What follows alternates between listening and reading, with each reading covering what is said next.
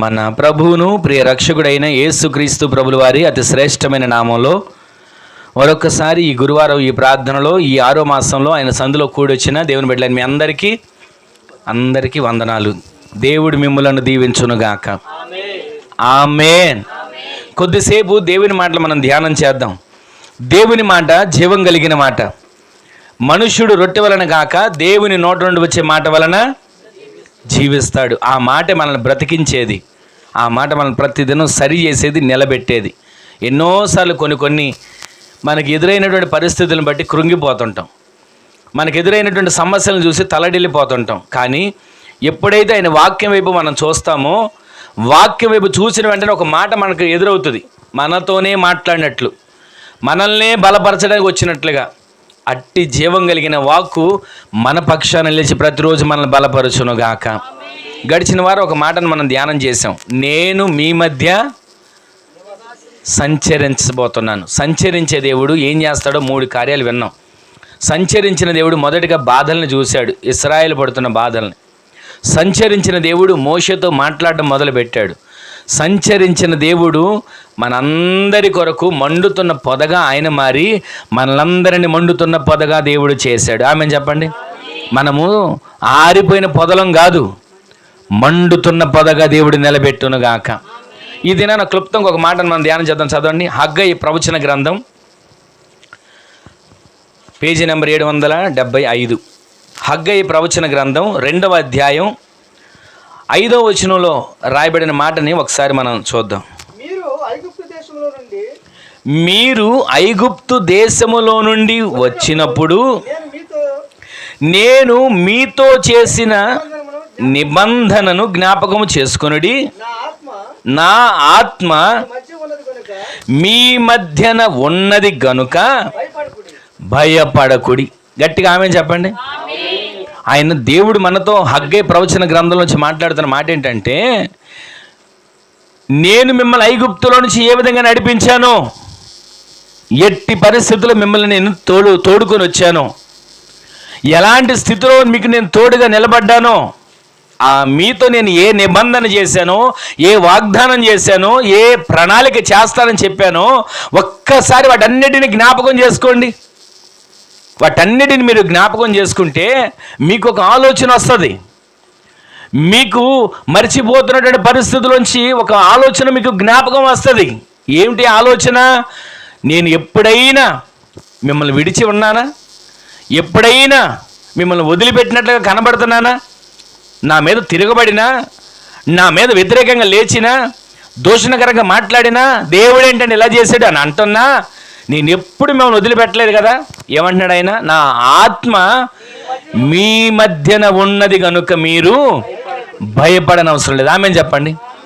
ఆయన సంచరించే దేవుడు మాత్రమే కాదు, సంచరించి ఎలా ఉన్నారు పిల్లలు, ఎలా ఉన్నారు నా ప్రజలను చూసి సరదాగా వెనక 2 చేతులు పెట్టుకుని నడుచుకుంటూ వెళ్ళేవాడు కాదు మన దేవుడు. సంచరించే దేవుడు మన బాధను చూడడానికి వస్తాడు. ఆమేన్ చెప్పండి గట్టిగా. సంచరించే దేవుడు మనం ఏ స్థితిలో ఉన్నామో, ఏ ఆలోచనలో ఉన్నామో, ఎవరికి చెప్పుకోలేక ఏ విషయంలో కుమిలిపోతున్నామో, ప్రతి బాధను, మిక్కిలి హీనదశలోకి వచ్చిన వారి బాధను చూసిన దేవుడే మన బాధలను, మన సమస్యలను, మనకున్న కష్ట నష్టాలను ఆయన చూడడానికి వచ్చాడు.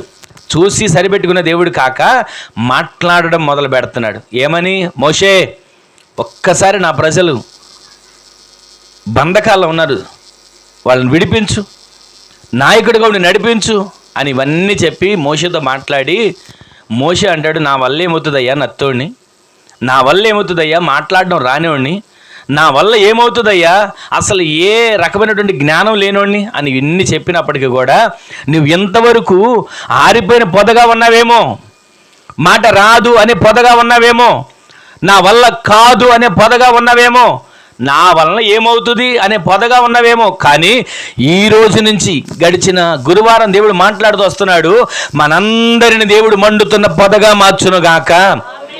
మనం అప్పుడప్పుడు అంటాం కదా, నేను చేస్తే కూడా ప్రార్థన కార్యం జరిగిద్దండి, నేను చేస్తే కూడా ప్రార్థన దేవుడు వింటాడండి అని అంటుంటాం కదా. మనము ఆరిపోయిన కట్టెలము, ఆరిపోయిన పొదలం, ఆరిపోయిన బూడిదైపోయిన వ్యక్తులం కాదు. ఆ బూడిదలో నుంచి కూడా ఇస్సాకును లేపగలిగిన దేవుడు మండుతున్న పొదగా మన ఆత్మీయ జీవితాన్ని దేవుడు నిలబెట్టునుగాక. ఇక్కడ అంటాడు ఆయన, నా ఆత్మ మీ మధ్యనుంది. ఎందుకు భయపడుతున్నారు? నా ఆత్మ మీతో ఉంది. ఎందుకు దిగులు చెందుతున్నారు? ఆత్మ మన మధ్యన ఉంచిన దేవుడు, మన మధ్య నుండి నడిచిన దేవుడు ఇశ్రాయేలు ప్రజలను ఎప్పుడు వారిని విడిచిపెట్టినట్టుగా లేడు. పగల ప్రయాణం చేస్తున్నారా?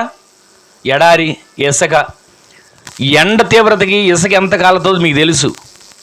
ఇసుక ఎండకి ఎంత త్వరగా వేడెక్కుద్దో నీళ్లు పోస్తే చెప్పండి అంత త్వరగా చల్లారుతుంది.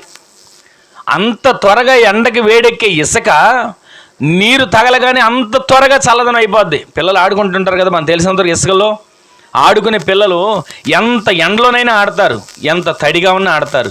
అయితే ఇక్కడ నేను మీకు జ్ఞాపకం చేసేది ఏంటంటే, ఆ ఇసుకలో వాళ్ళ కాళ్ళు ఏ రకమైనటువంటి బాధ కానీ, యాతన కానీ, ఇబ్బంది కానీ కలగకుండా వాళ్ళని విడిచిపెట్టకుండా ఏం ఉంచాడు వారి మధ్యన?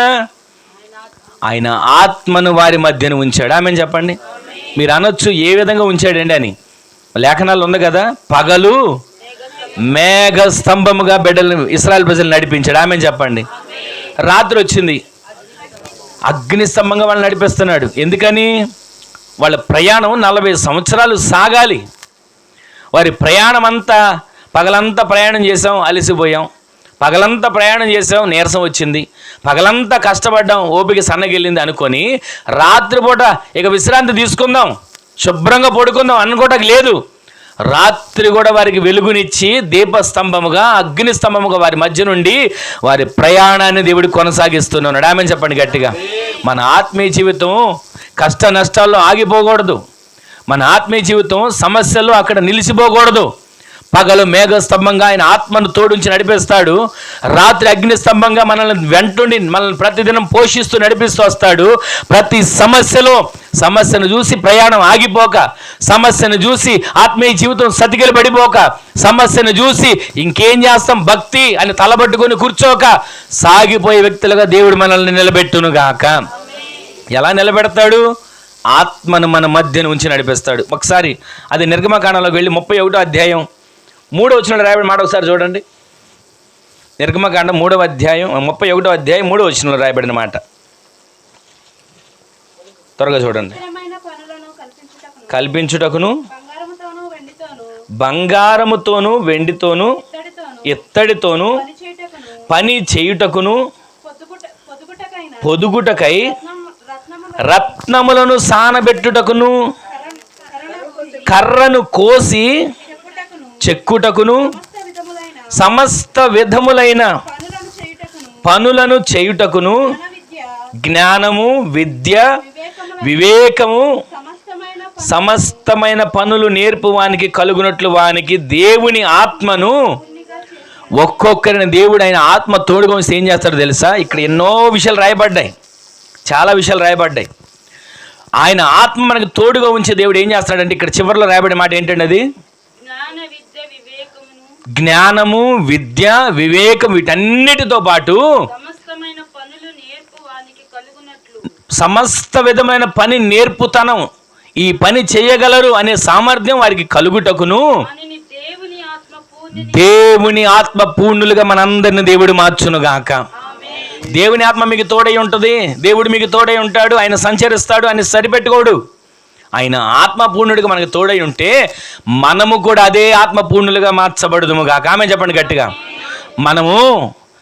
నేను ఆత్మ పొందుకోలేదని అంతగా ఉండదు వీళ్ళక. ఆయన ఆత్మపూర్ణుడు కనుక ఆయన ఏమని రాయబడింది? నేను పరిశుద్ధుడును కనుక మీరును పరిశుద్ధులుగా మార్చబడాలి. ఎందుకని? పరిశుద్ధులే దేవుని రాజ్యంలోకి ఎత్తబడతారు. పరిశుద్ధులుగా జీవించిన వారే దేవునితో యుగయుగాలు నివాసం చేయగలుగుతారు. దేవుని ఆత్మ పూర్ణులుగా, దేవుని ఆత్మ చేత నింపబడిన, దేవుని ఆత్మ ప్రకారంగా నడిపించబడిన, ఆయన ఆత్మను మన మధ్య ఉంచిన, మన భయాన్ని తొలగించిన దేవుడు మనలను పిరికి ఆత్మతో నింపాలని కోరుకోట్లా. దత్తపుత్ర ఆత్మతో, స్వీకృత పుత్ర ఆత్మతో దేవుని ఆత్మ పూర్ణులుగా మనల్ని దేవుడు నిలబెట్టునుగాక. అక్కడ ఎన్నో పనులు రాయబడినాయి. ఆ పనులన్నింటిలో ఒక్క మాట మీకు జ్ఞాపకం చేసేది ఏంటంటే, మనము చేసే ప్రతి పని, ఆ పనిలో జ్ఞానం ఉండాలి, ఆ పనిలో విద్య ఉండాలి, ఆ పనిలో నైపుణ్యత ఉండాలి, ఆ పనిలో నేర్పరితనం ఉండాలి, ఆ పనిలో దేవుడిచ్చే వివేకము కూడా కలిపి మన పని అంతా కూడా దేవుని ఆత్మపూర్ణులుగా మార్చబడిన పనిగా దేవుడు మార్చునుగాక. ఈ రోజున వింటున్న ఈ వాక్యం, దేవుడు మనతో మాట్లాడుతున్న ప్రతి వాక్కు మన హృదయం అనే పలక మీద స్థిరపరచబడిపోవాలి. మనం విన్న ప్రతి వాక్కు, ప్రతి మాట మన హృదయంలో స్థిరపరచబడితే వారమంతా ఆ మాటల్ని నెమరు వేసుకుంటూ ఉంటాం, వారమంతా ఆ మాటల్ని ధ్యానిస్తూ ఉంటాం. ఒక్కొక్క వాక్కు మన హృదయంలో స్థిరపరచబడిపోతే, ఒక మాట మీకు చెప్పనా, చిన్నప్పుడు ఎప్పుడో స్కూల్లో జాయిన్ చేశారండి, నర్సరీలోకి పంపించారు మనల్ని. పంపిగానే ఏం చెప్తారు మనకి? పిల్లలకి ఏం నేర్పిస్తారు? దానికన్నా ముందు తెలుగులో ఏమున్నాయండి? మరి ఎప్పుడో పుట్టినప్పుడు, ఊహ తెలియనప్పుడు, నేర్చుకోవడానికి వెళ్ళినప్పుడు అప్పుడు చెప్పిని ఇప్పుడు కూడా అప్పచెప్పుతున్నామే.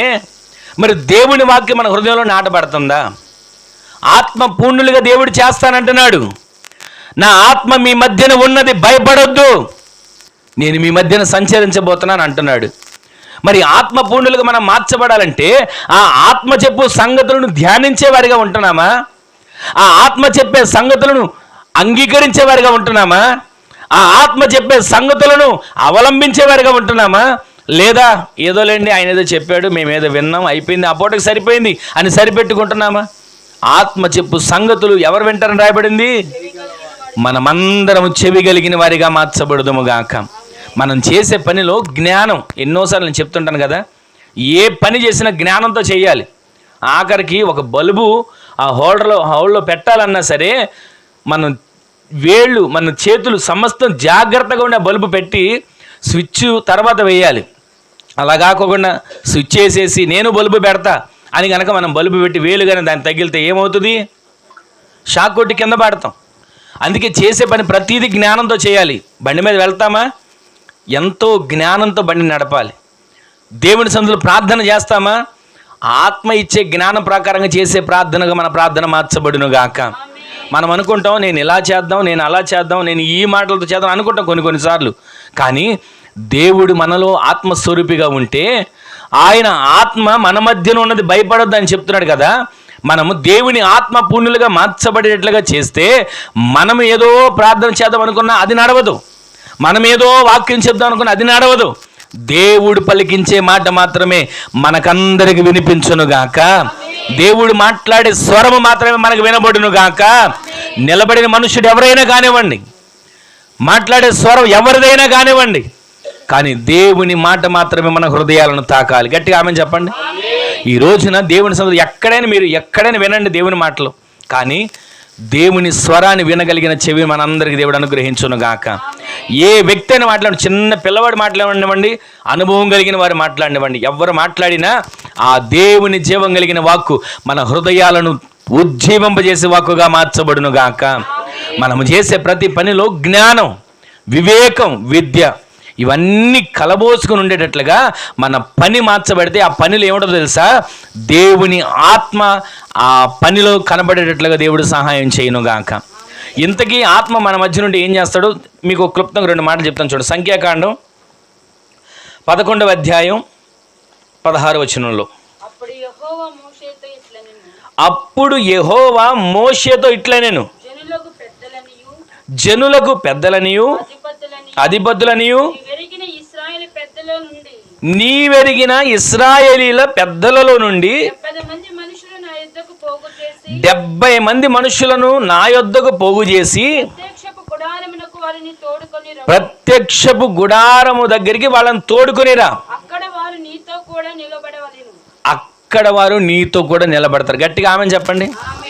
ఇక్కడ దేవుడైన యెహోవా మోషేతో మాట్లాడుతున్న మాట ఏంటంటే, మోషే, ఇదిగో ఇశ్రాయేల్ ప్రజల్లో అధిపతులు ఉన్నారుగా, ఇశ్రాయేల్ ప్రజల్లో పెద్దలు ఉన్నారుగా, ఇశ్రాయేల్ ప్రజల్లో తల నెరిసిన వారు ఉన్నారుగా, ఇశ్రాయేల్ ప్రజల్లో మాట నేర్పరితనం కలిగిన వారు ఉన్నారుగా, ఇశ్రాయేల్ ప్రజల్లో ఇదిగో మాకు కూడా ఒక హోదా, మాకు కూడా ఒక అధికారం, మాకు కూడా ఈ ఆలోచన ఉందని చెప్పేవాళ్ళు ఉన్నారుగా. ఒక 70 మందిని నువ్వు పోగు చేసుకో. ఆ 70 మందిని నువ్వు పోగు చేసుకుని ఎక్కడికి రావాలి?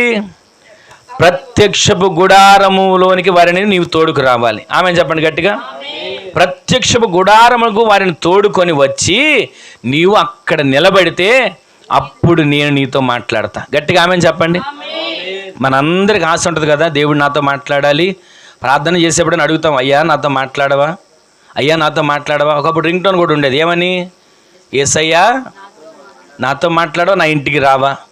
ఎప్పుడు ఎవరో ఒక ఆశ ఎవరికైనా ఉంటుంది కదా, చిన్న పిల్లలకైనా పెద్దవాళ్ళకైనా, యేసయ్య మన ఇంట్లోకి రావాలని, యేసయ్య మనతో ఉండాలని, యేసయ్య ఆయన పొందిన ఆత్మలో మనం కూడా అట్టి ఆత్మ పూర్ణులుగా మార్చబడాలని ఆశ ఉంటుంది కదా. అయితే మనము ఆయన ఆత్మ మన మధ్యలో ఉంది, మనం భయపడకూడదని అంటే మనం ఎక్కడికి రావాలి? మొట్టమొదటిగా ప్రత్యక్షపు గుడారము ఎదుటికి మనం వచ్చి నిలబడేవారిగా మార్చబడుదుము గాక. ప్రత్యక్షపు గుడారం అంటే మనకు తెలుసు, ఇశ్రాయేలు ప్రజలు అరణ్య యాత్రలో ప్రయాణం చేసేటప్పుడు దేవుడు మోషేకి సీనాయి పర్వతం మీద చూపించి పరలోకంలో ఉన్నటువంటి మందిరాన్ని, ఆ నమూనాన్ని, ఆ ఛాయను చూపించి అదే షాడో, అదే ప్రకారంగా ఇక్కడ నువ్వు కట్టాలి అని చెప్తే, ఏ విధంగా పరలోకంలో మోషేకి దేవుడు చూపించాడో అదే కొలతలతో, అదే నిర్మాణం, అదే రీతిగా నిర్మిస్తే ఆ ప్రత్యక్షపు గుడారం వారి మధ్యలో ఉంచుకునేవారు. ఇశ్రాయేల్ ప్రజలందరూ పాళెములో మధ్యలో ప్రత్యక్ష గుడారం ఉండేది, చుట్టూతో ఇశ్రాయేల్ ప్రజలు ఉండేవాళ్ళు. వాళ్ళందరూ అలా జీవిస్తూ ఉండగా వాళ్ళకి మేఘానికి ఒక కనెక్షన్ ఉండేది. ఏంటి ఆ కనెక్షన్ అంటే, ఎప్పుడు మేఘం కదులుద్దో వెంటనే డేరాలు సర్దుకోవాలి, వెంటనే డేరాలన్నీ మూట కట్టుకొని ఆ మేఘంతో పాటు ప్రయాణం చేయాలి. ఆ ప్రత్యక్షపు గుడారం యొద్దకి వీళ్ళని తీసుకురమ్మంటున్నాడు. అక్కడికి మీరు తీసుకొని వస్తే నేను మాట్లాడతా, అక్కడికి మీరు తీసుకొని వస్తే నేను మీకు ఏది చేయాలో చెప్తా. ఆ 70 మంది పెద్దలను తీసుకొని వచ్చి అక్కడ నిలబడమని దేవుడు ఎందుకని చెప్తున్నాడంటే, ఈ రోజున మనతో దేవుడు మాట్లాడుతున్న మాట, మనము ప్రతిరోజు దేవుని సన్నిధిలో కనబడే వారిగా మార్చబడుదుము గాక. ప్రత్యక్షపు గుడారం అనగా దేవుని సన్నిధి, ప్రత్యక్షపు గుడారం అనగా దేవుడు మాట్లాడే స్థలం, ప్రత్యక్షపు గుడారం అనగా దేవుని మహిమ నింపబడిన స్థలం, ప్రత్యక్షపు గుడారం అనగా దేవుడు సంచరించి మనతో ఆయన ఏది మాట్లాడకున్నది మాట్లాడే స్థలం. ఆ స్థలంలోనికి మనందరం వెళ్ళి నిలబడేవానిగా మార్చబడుదుము గాక. ఆయన నిలబడి ఆయన మనతో మాట్లాడే స్థలంలో మనం అక్కడ నిలబడితే ఆయన ఏది మాట్లాడాలనుకుంటాడో, కుటుంబంతో కావచ్చు, వ్యక్తిగత జీవితంతో కావచ్చు, మనకున్న పరిస్థితుల గురించి కావచ్చు, మనకు ఎదురవుతున్న సమస్యల గురించి కావచ్చు, లేదా మన మీదకి రాబోతున్నటువంటి శోధన పరిస్థితులు కావచ్చు, ఏదైనా ఆయన మనతో మాట్లాడితే ప్రతి శోధనను తప్పించగలిగిన ప్రార్థన అనుభవం మనం పెంచబడుదుము గాక. ఆయన మనతో మాట్లాడితే తప్పించుకోగలిగినటువంటి సామర్థ్యం కలిగిన వ్యక్తులుగా దేవుడు మనకి జ్ఞానము, వివేకాన్ని అనుగ్రహించేటట్లు సహాయం చేయనుగాక. మనము ప్రత్యక్షపు గుడారం ఎదుటికి రావాలి. ఆత్మ మనతో ఉండి మన భయాలను తొలగించి మనం ఆత్మీయతలో సాగడానికి ప్రతిరోజు ప్రతి క్షణం దేవుని సన్నిధిని ఆశ్రయించే వారిగా మనము మార్చబడుదుము గాక. ప్రత్యక్షపు గుడారం అంటే దేవుని సన్నిధి, ఆ సన్నిధిలోకి వెళ్తాను కదా, అలాగే మన ఇంట్లో కూడా దేవుని సన్నిధిని నిశ్చయించుకొని ప్రతిరోజు ఆయనకు స్తుతుల సింహాసనం వేసి ఆయన ఎదుట నిలబడి ఆయన మాటల కొరకు కనిపెట్టి ఎదురు చూసేవారిగా మనల్ని దేవుడు నిలబెట్టి బలపరచును గాక. అక్కడికి వస్తే ఏం చేస్తానన్నాడు? 17వ వచనం చదవండి. నీతో నేను మాట్లాడతాను, నీతో నేను మాట్లాడితే ఏం జరిగిద్దో తెలుసా? నా మహిమను నీవు చూసేటట్లుగా నేను అవకాశం ఇచ్చాను కదా, నాలో ఉన్న ఆత్మ నీలోకి వచ్చింది. నేను ఏ విధంగా ఉన్నానో 40 రోజుల పాటు నా దగ్గరుండి నా ముఖాన్ని చూసావు కదా, నా ముఖంలో ఉన్న తేజస్సు నీ ముఖంలోకి వచ్చింది, నా ముఖంలో ఉన్న వెలుగు నీ ముఖంలోకి వచ్చింది. అలాగే ఇప్పుడు నువ్వు 70 మందిని ఎందుకు పోగు చేయలేవు తెలుసా? ఆ 70 మందిలో నీలో ఉన్నటువంటి ఆత్మలో పాలు వాళ్ళ మీదకి వెళ్ళబోతుంది. గట్టిగా ఆమెను చెప్పండి. ఈ రోజున మనము ప్రతిరోజు కూడా మనం ఏ విధమైనటువంటి ఆత్మతో మనం నింపబడుతున్నామో, మన కుటుంబంలో కూడా, మన బిడ్డల్లో కూడా, మన రాబోతున్న తరములో కూడా అదే ఆత్మలో ఉన్న పాలు పొందుకునే బిడ్డలుగా మనకు పుట్టబోయే బిడ్డలు మార్చబడును గాక. ప్రతిరోజు కూడా మనం దేవునికి మన పట్ల ఉన్న ఆశ ఏంటో తెలుసా? వారు వచ్చి నా దగ్గర నిలబడితే, ప్రత్యక్ష గుడారంలో నిలబడితే, నా ఎదుట నిలబడితే నేను మాట్లాడి ఏం చెప్తాను తెలుసా? మోషేలో ఉన్నటువంటి ఆత్మలో పాలు 70 మందిలోకి వచ్చినట్లుగా ఒక్కొక్క సేవకులలో ఉన్నటువంటి అభిషేకం మాటలు వింటున్న ప్రతి ఒక్కరి జీవితాల్లో దేవుడు దయచేయనుగాక. ప్రతి ఒక్కరు కూడా ఆత్మ పూర్ణులుగా మార్చబడుదురుగాక. ప్రతి ఒక్కరు కూడా అభిషేకం కలిగిన వారిగా మార్చబడుదురుగాక. ఒక్కొక్కరు దేవుని కొరకు జ్యోతుల వలె మార్చబడే అభిషేకంతో దేవుడు నింపునుగాక. ఆత్మలో పాలు బయలుదేరితే ఏమవుతుంది ఒక్క మాట చెప్పనా? ఏలియాలో ఉన్నటువంటి ఆత్మలో ఆ పాళ్ళు, ఎన్ని పాళ్ళు కావాలని కోరుకున్నాడు ఎలీషా? 2 పాళ్ళు కావాలని కోరుకున్నాడు. దేవుడు ఇచ్చాడుగా. ఏలియా గారు 1 వంతు అద్భుతం చేస్తే ఎలీషా గారు 2 వంతుల అద్భుతాలు చేస్తూ వచ్చాడు.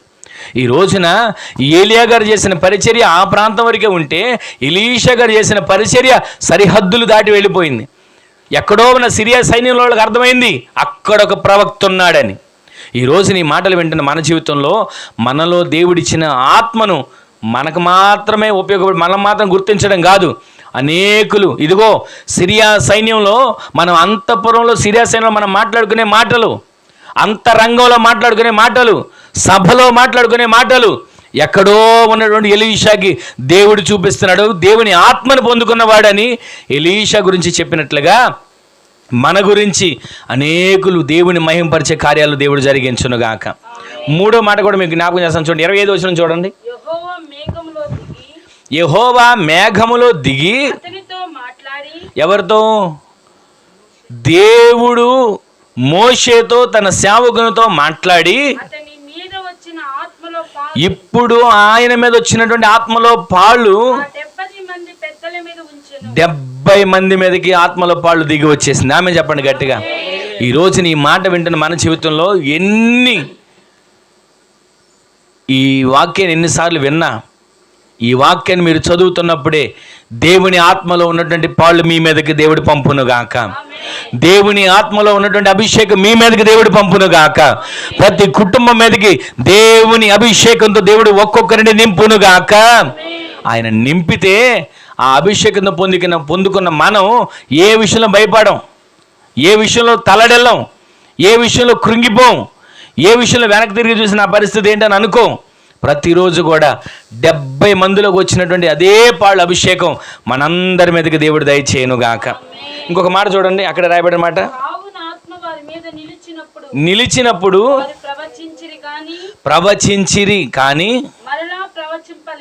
మరలా ప్రవచింపలేదు. అంటే ఇక్కడ మీకు ఒక మాట నేను జ్ఞాపకం చేసేది ఏంటంటే, దేవుని ఆత్మచేత వారు నింపబడ్డారు, అప్పటి వరకే ప్రవచించారు. దేవుని ఆత్మచేత నింపబడ్డారు, మరలా ప్రవచించినట్టు కనపట్ల. కానీ మనం ఆత్మను పొందుకొని చల్లారిపోతున్నామేమో, పొందుకున్న ఆత్మను మనమే ఆర్పేసుకుంటున్నామేమో. దేవుడు మాట్లాడుతున్నాడు, ప్రవచించే వారిగా మనము మార్చబడుదుము గాక, ప్రకటించే వారిగా మనము మార్చబడుదుము గాక. ఆత్మలో ఉన్న పాళ్ళు ప్రతిరోజు మీ మీద, మనందరి మీద నిలిచేటట్లు దేవుడే ఆయన బాహువును చాపును గాక. అక్కడికి ఏమొచ్చిందంటే మేఘములో ఆత్మ దిగింది.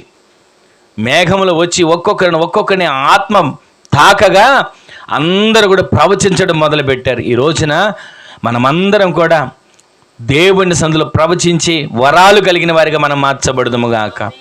వరాలు నాకు అవసరం లేదండి, నాకు అవసరాలు తీర్తే చాలు అని అనుకుంటాం మనం.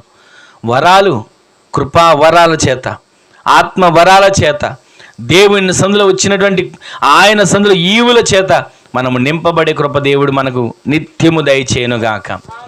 ఆయన ఆత్మ మన మధ్యన ఉన్నది గనక మనం భయపడకూడదు. ఆయన ఆత్మ మన మధ్యలో ఉంచితే మొదటిగా మనల్ని ఏం చేస్తాడో తెలుసా?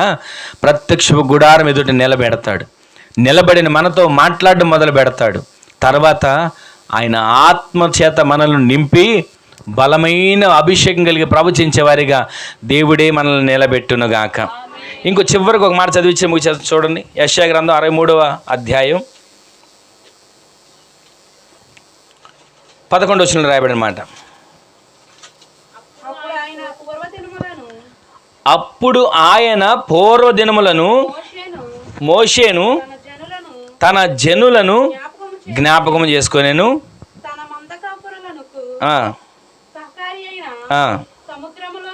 తన మంద కాపరులకు సహకారి అయి సముద్రములో నుండి తమ్మును తోడుకొని వచ్చిన వాడేడి, తమలో తన పరిశుద్ధాత్మను ఉంచిన వాడేడి, మోషే కుడి చేతి వైపున మహిమగల తన బాహువును పోనిచ్చిన వాడేడి, ప్రఖ్యాతి కలుగజేసుకొనుటకు వారి ముందర నీళ్లను విభజించిన వాడేడి? మైదానములో గుర్రము పడని రీతిగా వారు పడకుండా అగాధ జనములలో నడిపించిన వాడేడి అని అనుకునిరి. ఇక్కడ 14 వచనంలో పల్లవునకు దిగు పశువులు విశ్రాంతి నొందునట్లు యెహోవా ఆత్మ ప్రతిరోజు మన ప్రాణాత్మ దేహాలకు నెమ్మదిని దయచేయునుగాక. చివరిగా నేను చెప్పే మాట ఏంటంటే, అక్కడ రాయబడిన చాలా మాటలు ఉన్నాయి. మోషే గురించి, ఇశ్రాయేలు ప్రజలు నడిపించిన వాడు, ఎర్ర సముద్రంలో సైన్యాన్ని ముంచినవాడు, అగాధ జలములను దాటించిన వాడు, ఎన్నో అద్భుతాలు చేసి ప్రజలను తోడుకొని వచ్చినవాడు అని రాయబడి చివరికి రాసిన మాట ఏంటో తెలుసా? పరిశుద్ధాత్మ ద్వారానే విశ్రాంతి కలుగుతుంది. ఆమెను చెప్పండి. పరిశుద్ధాత్మ ద్వారా మనకి ఏం జరుగుతుందో తెలుసా? విశ్రాంతి అనగా మన ప్రాణాత్మ దేహాలకు నెమ్మది. డబ్బు ఉంటుందండి, నెమ్మది లేకపోతే ఏం లాభం? డబ్బు ఉంది, ఆరోగ్యం లేకపోతే ఏం లాభం? అన్నీ ఉన్నాయి తినడానికి, మన ఇంట్లో అన్నీ వండుకొని పెట్టుకున్నాం, కానీ తినడానికి మాగోల, స్టమక్ ట్రబుల్ అయింది, ఏం చేస్తాం? ఏమి తినలేం. అయితే మన ప్రాణ ఆత్మ దేహాలకు నెమ్మది ఎక్కడ కలుగుతుంది, విశ్రాంతి ఎక్కడ కలుగుతుంది అంటే పరిశుద్ధాత్మ ద్వారా మన ప్రాణాత్మ దేహాలకు నెమ్మది కలుగునుగాక. మూలవాక్యాలను చదివాం కదా, ఆత్మ మీ మధ్యన ఉన్నది కనుక మీరు భయపడొద్దు. నా ఆత్మను మీ మధ్య నుంచా, ఎందుకు భయం? నా ఆత్మ మీతో ఉంది, ఎందుకు దిగులు? ఆత్మ మీ మధ్యన సంచరిస్తుంది, ఎందుకు ఆవేదన? ప్రతిరోజు కూడా భయాల్లోనే మన జీవితాన్ని కొట్టుకెళ్తున్నాం, భయాల్లోని జీవితాన్ని కొనసాగించుకెళ్తున్నాం. ప్రతిరోజు తెల్లవారు లేస్తే నాకు భయం లేదు అన్న మాట ఎక్కడ వినపడదు. ఏదో ఒక రకమైన భయం, ఏదో రకమైనటువంటి ఆందోళన ప్రతిరోజు వెంటాడుతూనే మనిషిని వేధిస్తూనే ఉంటుంది. కానీ ఆయన అంటున్నాడు, నా ఆత్మ మీ మధ్యన ఉన్నది కనుక మీరిక భయపడాల్సిన పని లేదు. ఆత్మ మన మధ్యన ఉంచిన దేవుడు ఏం చేస్తాడు? మనం ఎలా ఉండాలంటే ప్రత్యక్ష గుడార ఎదుట నిలబడాలి, అంటే ప్రతిరోజు ప్రార్థనలో గడపాలి. రెండవదిగా మనం అలా ప్రార్థనలో గడిపితే దేవుడే మనతో మాట్లాడడం మొదలు పెడతాడు. దర్శనం ద్వారానైనా మాట్లాడతాడు, కళల ద్వారానైనా మాట్లాడతాడు, వాక్యం ద్వారానైనా మాట్లాడతాడు. ఏ విధము చేతనైనా ఆయన ఆత్మ మీతో ఉండేటట్లుగా, మనతో ఉండేటట్లుగా దేవుడి కార్యాన్ని చేస్తాడు. చివరిగా మూడోది ఏం చేస్తాడో తెలుసా?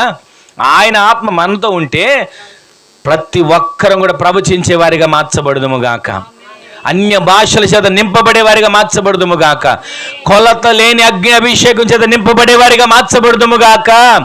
అట్టి ధన్యత దేవుడు మనకు దయచేయనుగాక. ఈ 3 కార్యాలు జరిగితే చివరి కార్యం ఎంత విలువైందో తెలుసా? మనకి పరిశుద్ధాత్మ ద్వారానే మన ప్రాణ ఆత్మ దేహాలకు నెమ్మది. ఆమెను చెప్పండి గట్టిగా. అట్టి నెమ్మది కలిగిన జీవితం మనం చేసేటట్లుగా దేవుడి కృప చూపించునుగాక. నెమ్మది లేకుండా ఉన్నామా? దిగులుతో ఉన్నామా? కలవరాలతో ఉన్నామా? రేపు తెల్లవారితే నా పరిస్థితి ఏంటో అని అనుకుంటున్నామా? నాకు కూడా మంచి రోజులు వస్తాయి అనుకుంటున్నామా? నేను కూడా దేవుని సన్నిధిలో సాక్షిగా నిలబడగలనా అని అనుకుంటున్నామా? రేపు తెల్లవారితే ఏమవుతుందని దిగులు. కానీ దేవుడు మాట్లాడుతున్నాడు, నా ఆత్మ మీ మధ్యన ఉన్నది కనుక మీరు భయపడాల్సిన పని లేదు. ఎవ్వరం భయపడాల్సిన పని లేదు. దేవుని ఆత్మలో ఉన్న పాళ్ళు మన మీద దేవుడు దయచేయునుగాక. మోషేలో ఉన్న పాలు, ఆత్మలో ఉన్న పాలు 70 మంది మీదకి ఏ విధంగా వచ్చిందో అలాగే ప్రతిరోజు దేవుని వాక్యంలో ఉన్నటువంటి శక్తి, దేవుని పరిశుద్ధాత్మలో ఉన్నటువంటి శక్తి, దేవుని మహిమలో ఉన్నటువంటి శక్తి చేత మనము ప్రతిరోజు నింపబడి ప్రవచించేవారిగా, దర్శనాలు చూడగలిగిన వారిగా, భాషలకు అర్థం చెప్పగలిగిన వారిగా, ప్రతి దినము కూడా దేవుని సందులో ఉన్న కృప చేత నింపబడగలిగిన వారిగా దేవుడు మనల్ని నిలబెట్టి నడిపించునుగాక.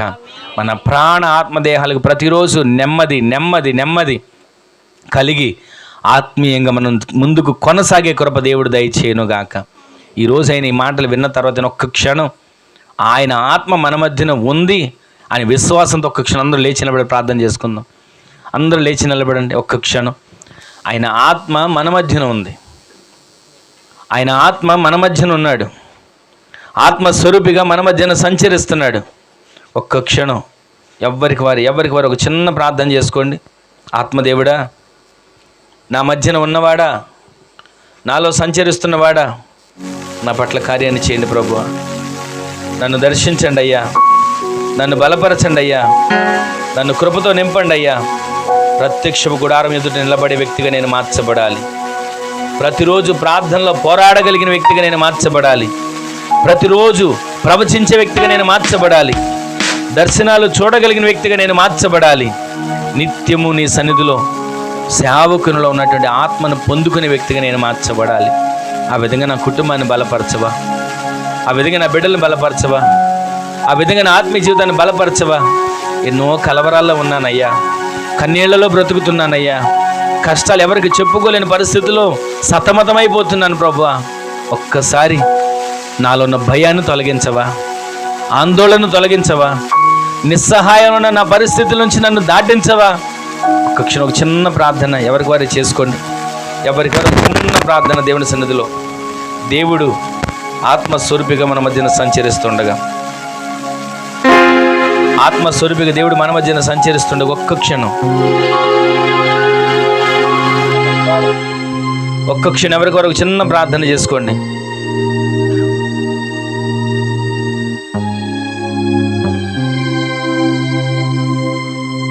ఆత్మస్వరూపుడా మా మధ్యన సంచరించండి అయ్యా. మోషేలో ఉన్నటువంటి ఆత్మలో పాళ్ళు 70 మందిలోకి ఇచ్చినట్లుగా మమ్మల్ని నట్టి అభిషేకంతో నింపండి అయ్యా. కృపావరాల చేత అలంకరించండి అయ్యా. ఆత్మాభిషేకంతో మమ్మల్ని నింపండి అయ్యా. అన్య భాషలతో మమ్మల్ని నింపండి అయ్యా. ప్రవచించే వరకు మమ్మల్ని మార్చండి అయ్యా అంటూ ఒక చిన్న ప్రార్థన ఎవరికి వారు చేసుకోండి.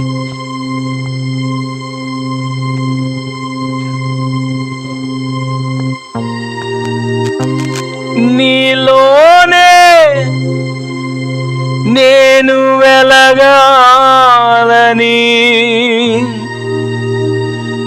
నీ వలనే నేను మారాలని, పరిశుద్ధాత్మ అభిషేకముతో నన్ను నింపుచున్నావు. నీ రాకడకై నిరంతరం నీతోనే జీవించాలనే ఆశ నన్నిల బ్రతికించుచున్నది. నిరంతరం నీతోనే జీవించాలనే. అందరూ కలిసి పాడండి.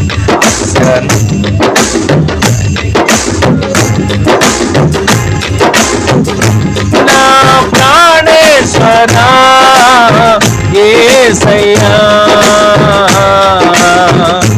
నా సర్వస్వమా యేసయ్యా, నిరంతరం నీతోనే జీవించాలనే ఆశలన్నిల బ్రతికించుచున్నది.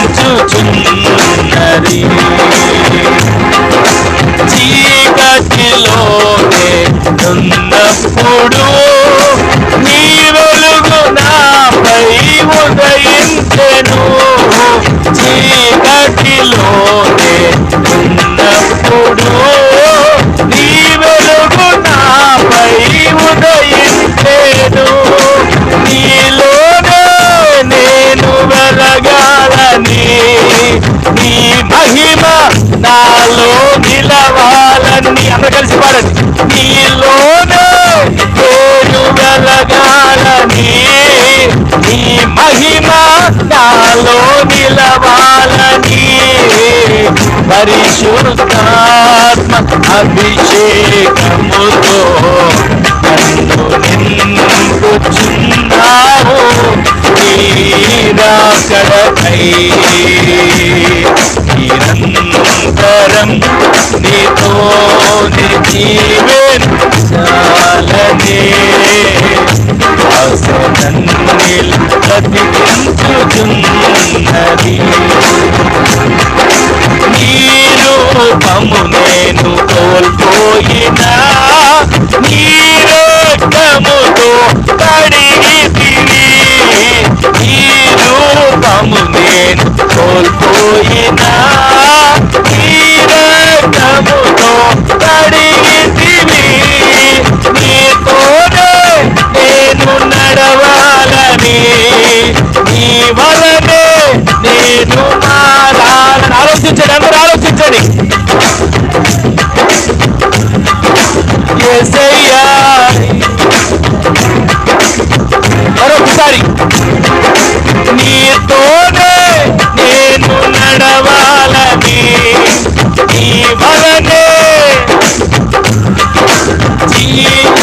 నీ రూపము నేను కోల్పోయినా నీ రక్తముతో కడిగితివి.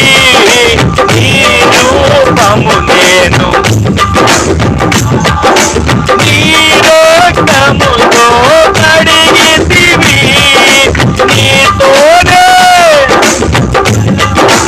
యేసయ్యా నీ వలనే నీతోనే నడవాలని నీ వలనే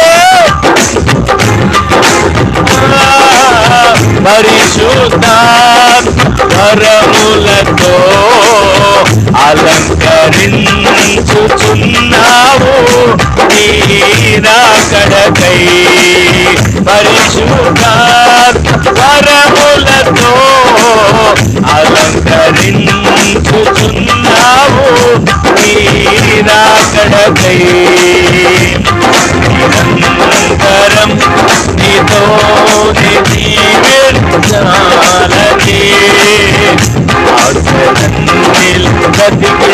బ్రతికించుకున్నది.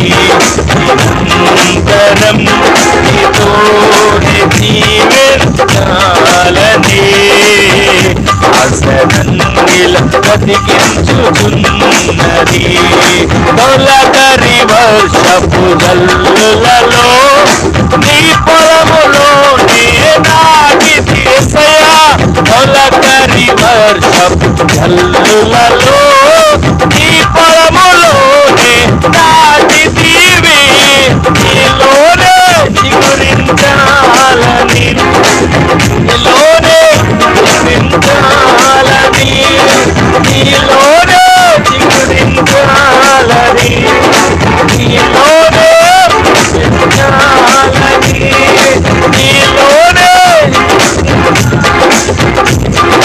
నీలోనే పరిశుద్ధాత్మ వర్షముతో సిద్ధపరచుచున్నావు నీ రాకడకు. పరిశుద్ధాత్మ వర్షముతో సిద్ధపరచుచున్నావు నీ రాకడకై. నిరంతరం నీతో జీవించాలని ఆశనన్నిల బ్రతికించుకున్నది. నిరంతరం నీతో జీవించాలని ఆశనన్నిల బ్రతికించుకున్నది. నా ప్రాణేశ్వరా యేసయ్యా నా సర్వస్వమా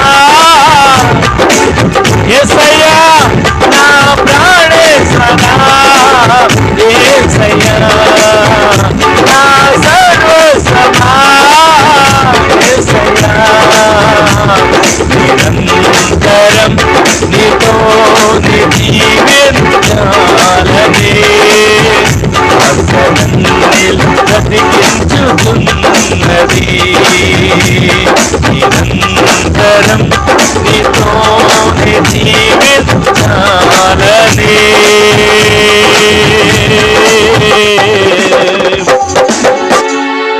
ఆశనన్నిల బ్రతికించుచున్నది.